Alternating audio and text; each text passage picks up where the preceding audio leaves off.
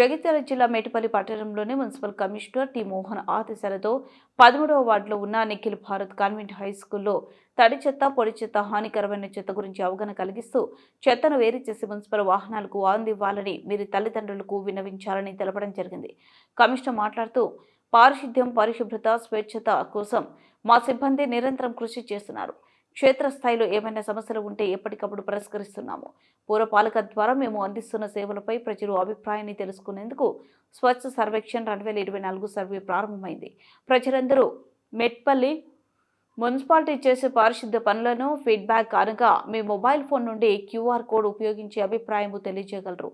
ఈ కార్యక్రమంలో in charge sanitary inspector Ratnakar, health assistant Praveen, environment engineer Vishnumuchi, principal Maharshi, Rishi, Ashok, Naresh, Narasayya, student, అధ్యాపక బృందం పాల్గొన్నారు.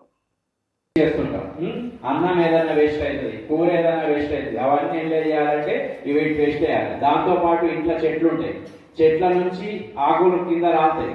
ఆ ఆకులు రాలితే అవి కూడా మెంటాయి. తర్వాత మనకు ఫర్టిలైజర్స్ తయారవుతాయి కాబట్టి వాటిని కూడా వెట్ వేస్ట్ లోపల వేయాలి. తర్వాత హజార్డస్ వేస్ట్ ఉంది, డేంజరస్ వేస్ట్. దాంట్లో ఏం చేస్తాము అంటే ఇప్పుడు పగిలిపోయిన ఏవైనా గాజు ముక్కలు ఉండాలి. తెచ్చేది సార్ చెప్పింది ఇందాక, క్లీన్ గా ఉంచుకోవాలి. అన్ని పరిసరాలు అనేటివి క్లీన్ గా ఉంచుకున్నప్పుడు మనకు బ్యాక్టీరియాలు, వైరస్లు ఏవి ఫామ్ కావు.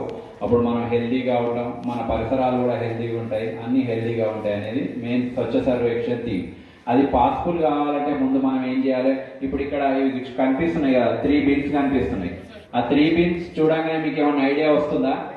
ఎవరైనా ఇంతకుముందు ఎప్పుడైనా మీరు ఎక్కడ చూసినా చేసినా కూడా అంటే మనము ఇప్పుడు ఏదైతే ఉందో వేస్టేజ్ అనేది 3 types గా డివైడ్ చేయాలి. చెత్త అనేది వస్తుంది కదా ఇంట్లో, దాన్ని 3 types గా డివైడ్ చేయాలి. Dry waste. The municipal environment engineer, they came here and to aware you about the surroundings for the best hygienic conditions and surrounding us and the school and wherever you be. So then I welcome and the officials who came from the municipality and to make my students to aware and about the Swachh Bharat and to take, and it is as their responsibility